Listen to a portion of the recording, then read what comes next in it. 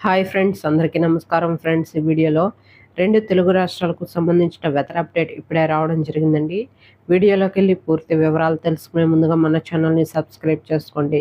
Video నచ్చితే like చేసి support చేయండి. అలాగే మీ యొక్క ఫ్రెండ్స్ అండ్ ఫ్యామిలీకి కూడా షేర్ చేయండి. ఇక ఏమాత్రం ఆలస్యం చేయకుండా టాపిక్ని స్టార్ట్ చేద్దాం. ఆంధ్రప్రదేశ్లో మోస్తారు నుండి తేలికపాటి వర్షాలు కురుస్తాయని అమరావతి వాతావరణ శాఖ తెలిపింది. రాబోయే 3 రోజులు తేలికపాటి నుండి మోస్తరు వర్షాలు పడే అవకాశం ఉందని తెలిపింది. ఈరోజు శ్రీకాకుళం, విజయనగరం, పార్వతీపురం, మన్యం, అల్లూరి సీతారామరాజు, కాకినాడ, ఏలూరు, కృష్ణా, ఎన్టీఆర్, గుంటూరు, బాపట్ల, పల్నాడు, ప్రకాశం, నెల్లూరు, కర్నూలు, నంద్యాల, కడప, అన్నమయ్య, చిత్తూరు, తిరుపతి జిల్లాల్లో మోస్తరు వర్షాలు పడతాయని తెలిపింది. అలాగే పిడుగులు కూడా పడతాయని హెచ్చరికలు జారీ చేసింది.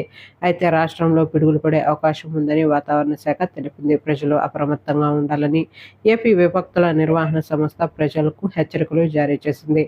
రాష్ట్రంలో నైరుతి రుతుపవనాలు ప్రవేశించినప్పటికీ నిదానంగా ముందుకు కదులుతున్నట్లు పేర్కొంది. నైరుతి రుతుపవనాలు ఇంకా రాష్ట్రమంతటా విస్తరించలేదని వాతావరణ శాఖ పేర్కొంది.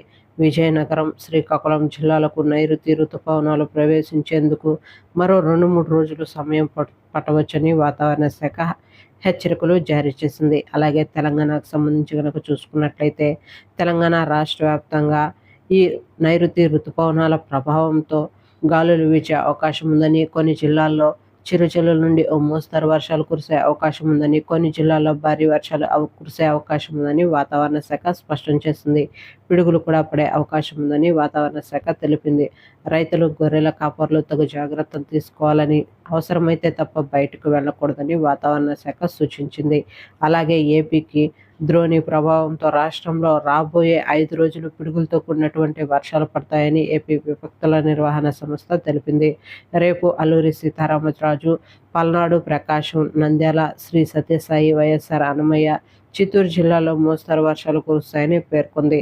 రాబోయే 5 రోజులు పిడుగులు చాలా చోట్ల పడే అవకాశం ఉందని రైతులు, గొర్రెల కాపర్లు, అలాగే సామాన్య ప్రజలు అవసరమైతే తప్ప బయటకు వెళ్ళకూడదని వాతావరణ శాఖ హెచ్చరికలు జారీ చేసింది.